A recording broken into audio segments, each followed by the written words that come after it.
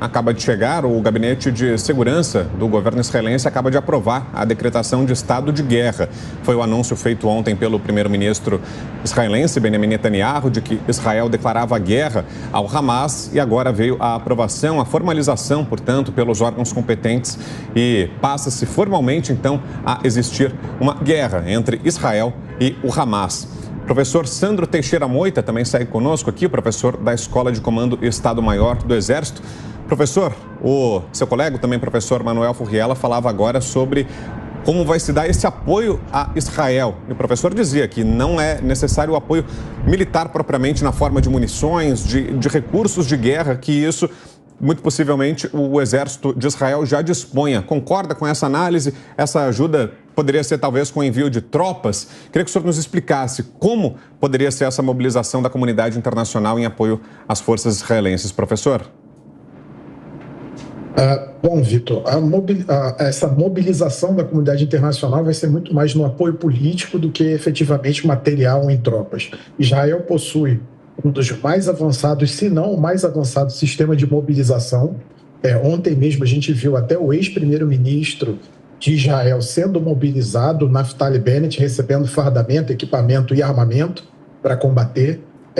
Eles conseguiram já colocar ativos da reserva para serviço ativo, nesse momento, mais de 80 mil soldados. Essa convocação não vai parar por aí, a gente deve chegar a mais de 100 mil, talvez 200 mil, dependendo das necessidades operacionais que vão ser consideradas aí pelo governo israelense. E envio de tropas, não nesse caso. Israel tem mais do que a capacidade para lidar com essa questão nesse momento, reconquistar o seu próprio território. Agora, é óbvio que haverá um custo muito grande em uma eventual operação terrestre em Gaza. Um custo alto, não só porque Gaza é uma das áreas mais densamente povoadas do planeta, mas também porque é combate urbano. E o combate urbano ele é um dos piores tipos de missões que uma força armada tem de cumprir. É um combate que se combate de casa em casa, de apartamentos em apartamentos, recebe-se fogo de diversas direções, do alto de prédios, do alto de casas, no nível da rua ou mesmo até do subterrâneo. Então, é um tipo de missão muito difícil de ser cumprida por uma força armada.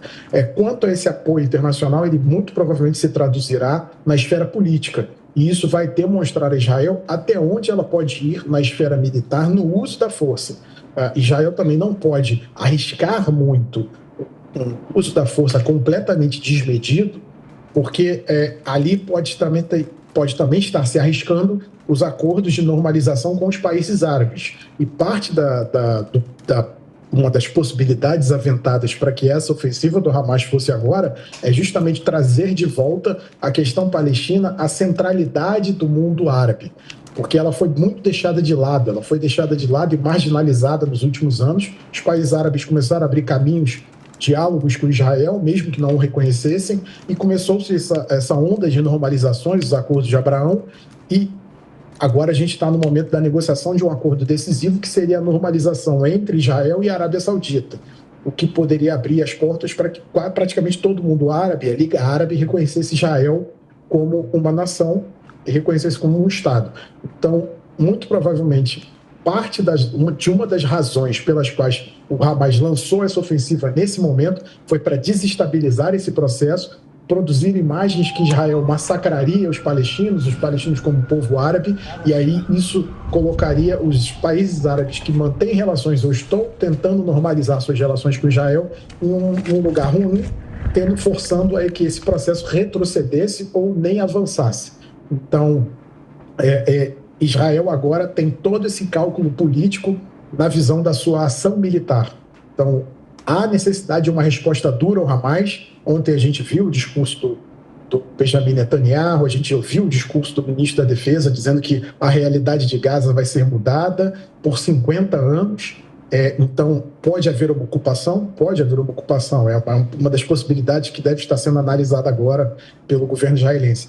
Mas isso não será sem um alto custo. O Hamas se mostrou um ator com grande capacidade que não pode ser desprezada, não pode ser ignorada nesse momento. Então, a gente tem que acompanhar essas ações que ocorrerão nesses próximos dias. Não creio em uma guerra longa, porque não é o perfil das campanhas na região. Elas duram entre uma semana ao mês, se a gente for observar o histórico das últimas operações em Gaza, de Israel, mas o que a gente vai observar é um grande custo humano e uma grande escala de destruição. E a imagem arranhada do governo israelense por permitir tamanha falha de inteligência, tamanha falha de segurança, de não prover a segurança a seus cidadãos, que é algo que vai custar muito caro ao governo de Israel e possa, inclusive, mudar a sua faceta daqui a algum tempo. É uma falha parecida com a falha do Yom Kippur. Eu vi alguns comentaristas israelenses dizendo que é como se fosse o 11 de setembro israelense, inclusive na medida das baixas. Eu estava olhando o último reporte, são mais de 600 israelenses mortos, mais de 2.000 feridos. Então, é muito mais do que todos os feridos nas campanhas anteriores israelenses. É muito mais. A gente já está chegando a números que são números de guerra, de guerras que Israel travou lá no início da sua origem.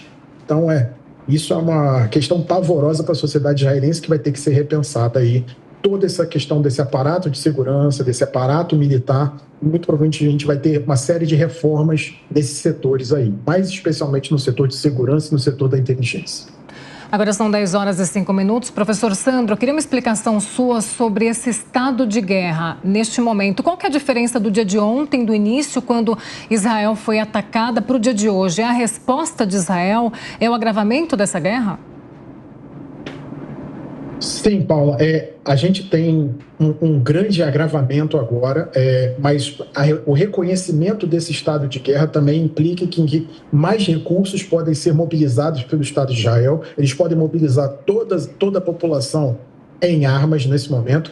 O que havia ontem era a resposta pelo pessoal que já estava ativo, pela polícia, pela força de fronteira, pelos próprios militares, mas agora não. Agora você pode ter a convocação de reservistas, você tem a liberação de vários recursos que estão guardados e estocados para utilização por parte do Estado de Israel, e inclusive até com aprovação de créditos orçamentários também para financiar custos, né, da manutenção das ações militares israelenses. É uma máquina de guerra extremamente sofisticada, tecnológica, mas também cara. Então, tudo isso tem um custo, mas com o reconhecimento desse estado de guerra, agora esse custo passa a ser aceito e liberado pelo parlamento israelense, pelo Knesset. Então, esse estado de guerra também vai prover poderes especiais aí às IDF, né, inclusive em matéria até de ocupação.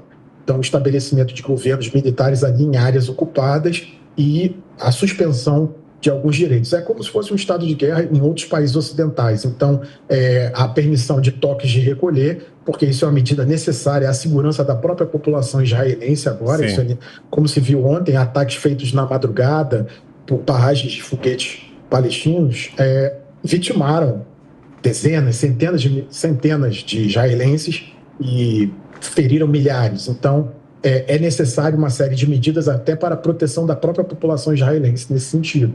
O toque de recolher e por aí vai. E essas medidas agora ficam autorizadas por esse reconhecimento de estado de guerra.